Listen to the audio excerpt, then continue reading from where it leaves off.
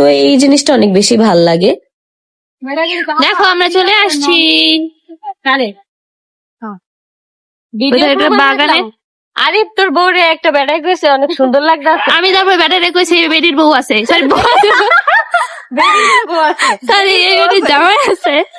আমি আরিফ ভাইয়ের প্রমাণ, আমি প্রমাণে ব্যাটারে কইছি সত্যি সত্যি। তুই যখন মিশা কথা কস রোজারাই খাতে আল্লাহ তোর উপরে গজা হলাইব। সত্যি কথা কইছি, দেখছো এই যে প্রমাণ দিয়ে দিলাম। আমি এসে কেন্দ্রে দিয়েছি, দেখি তো আমার এই যে 7 জন্মের ভাই আমার একটা টিস্যু আর দেখো এই যে বাগান এনে ঢুকতে যায় না। ভাই আছে, ভাইটা আমাকে টিস্যু দিয়েছে। হ্যাঁ সাইডে আয়, নাহলে এই ভাই আবার উড়াই দিব। মামা আমার ঘুরাইলো না, ফোনটা দিয়ে আমার একটু ঘুরাইতো। মৌ বেটারে করলাম, বেটা গেছে গা, দেখলি? মৌ যে আমার সাথে একটা মিথ্যাচার করলো, এটা কি হবে? কি পরিমাণ কি মিথ্যে কথা! এই যে জুতাগুলো আমার পায়ে সুন্দরই লাগতেছে রে। কই দেখি। আচ্ছা, ওই যে ওই বোল্ডার ভিতরে ঢুকতে দেয় না? না ওই যে ওই সাইডে বাগান অনেক চেষ্টা করছি কিন্তু পাইনি। যে হুদাহুদি আমার এই সেরি অনেকখানি ঘুরাইছে। কলেও দিয়ে দিচ্ছে। আমার কি মেকআপটা নষ্ট হয়ে গেছে না রে?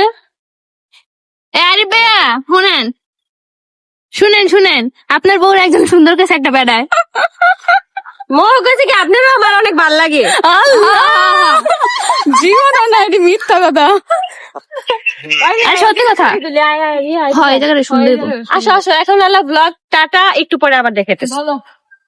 এই স্ট্যান্ডটা এনেও আমাদের কোনো লাভ হয়নি, কারণ আমাদের 3 জনের ছবি তোলার জন্য আমরা ওইরকম ভালো হইতেছিল না, যার জন্য স্ট্যান্ডটা এখানে দাঁড়া করে রাখছি যে তুই তারা হয়ে থাক।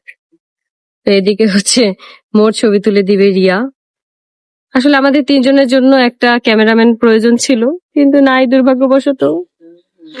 রিয়া তুই মোর চশমাটা দেখতেছিস না? রিয়া কি পরিমাণে কানার কানা।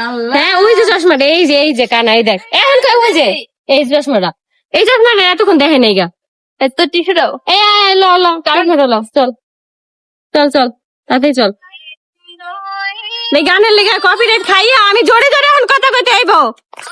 এইদিকে বাসায় আসার পরই দেখলাম আম্মু ইফতারের জন্য সবকিছু রেডি করতেছে। তো আম্মুকে আমি আর রিয়া মিললে আর কি সাহায্য করতেছিলাম যে আম্মুর কি কি করা লাগবে। রিয়া একটা করতেছিল, আমি আরেকটা করতেছিলাম। এইভাবেই কিন্তু আমাদের প্রতিদিনের কাজ বাজগুলো আর কি আমি, আম্মু, রিয়া আমরা 3 জন মিলে করে ফেলি।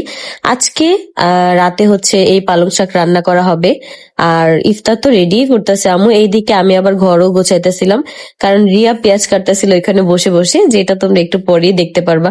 আর আজকে আম্মু রিয়াকে বলদ পেয়ে অনেকগুলা পেঁয়াজ কাটাইছে।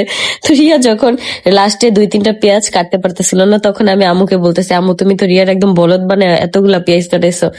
কি আর করবো, আজকে তো কইতাছে মাছ ভুনা করতে, মাছ ভুনায় যদি পেঁয়াজ না দিই তাহলে তো মজা লাগবো না।